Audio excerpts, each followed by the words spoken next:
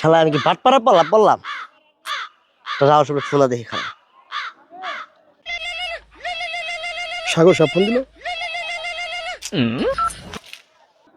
Hello Rahul সাহেব। জি আসসালামু আলাইকুম সাগর ভাই। বাইরে বলতেছেন আমার, আপনি কি করলেন?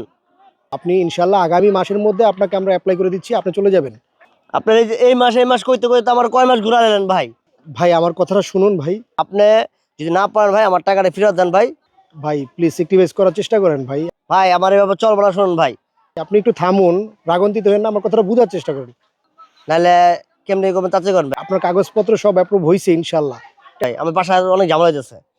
আমি একটা মিটিং এ আছি, আমার সামনে প্রচুর পরিমাণ ফরেনাররা বসে আছে, তো সেক্ষেত্রে আমি মিটিং করতেছি।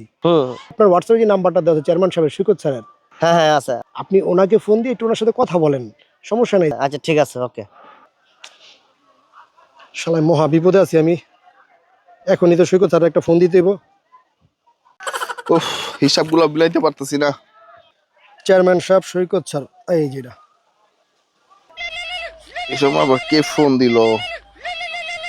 ও রাহুল সাহেব। জি ভাইজান। জি রাহুল সাহেব।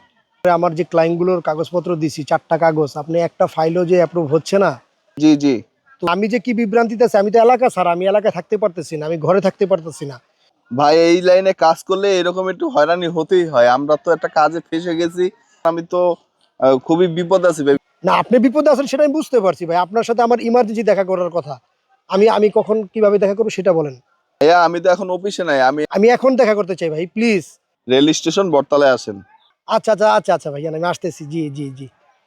শালার পোশালায়, কোন দিক যে সামলাইমু, ওদিকে বসে এদিকে ক্লায়েন্ট। হিসাবই মিলাইতে পারি না, কি একটা ব্যবসা করতেছি। সৈকত সাহেব। আরে রাহুল ভাই, জি বসেন ভাইয়া, বসেন ভাইয়া। জি, অবশ্যই। কি অবস্থা আপনার? আলহামদুলিল্লাহ ভালো নাই ভাই। কি হয়েছে? এখন ভাই কিভাবে কি করবেন বলেন, আমি তো বিপদে আছি ভাই, আমি তো এলাকাও থাকি না, বাসাও থাকতে পারতাছি না। এখন রাহুল সাহেব, আপনি এই লাইনে কাজ করতেছেন, জি জি আপনি জানেন যে এই এজেন্সি ব্যবসাটা এরকমই। আপনি তো আপনার কমিশন নিয়ে গেছেন, জি। এখন আপনার ক্লায়েন্টকে বুঝায় বুঝায় দেখেন আর 6 মাস রাখতে পারেন কিনা। জি ভাই, আপনার কথা আমি বুঝতে পারছি। 4 জনের মধ্যে আপনি অন্তত একজন কিংবা 2জন আপনার একটা ম্যানেজ করে পাঠানোর ব্যবস্থা করেন, তাহলে তো বাকি 2জনটা আমি আশ্বাস দিতে পারি। সাগর সাহেব ফোন দিছে। হ্যাঁ সাগর। হ্যাঁ সৈকত স্যার। জি ভাইয়া বলেন।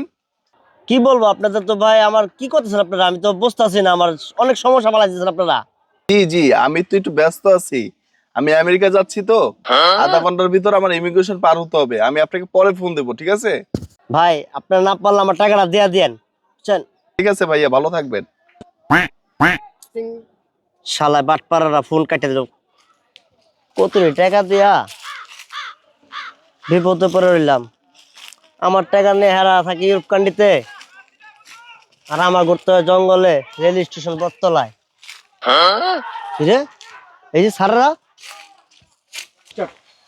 স্যার আপনার আমেরিকা থাকার কথা।